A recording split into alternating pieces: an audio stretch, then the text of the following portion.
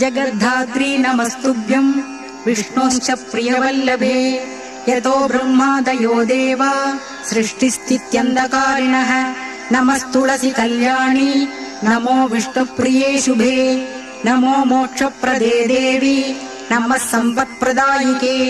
तुलसी पातु मां नित्यं सर्वावत्योऽपि सर्वदा कीर्तितापि स्मृता वापि पवित्रयति मानवम् नमामि शिरसा देवीं तुलसीं विलसत्तनुं यां दृष्ट्वा पापिनो मर्त्य मुच्यन्ते सर्वकिल्पिषात् तुलस्या रक्षितं सर्वं दुजक्येदचराचरम् या विनिर्हन्ति पापानि दृष्ट्वा पापिभिर्नरैः नमस्तुलस्यतितरां यस्यै दत्ता बलिः खलौ कलयन्ति सुखं सर्वं स्त्रियो वस्यास्तथा परे तुलस्या नापरं किञ्चित् दैवतं जगतीतले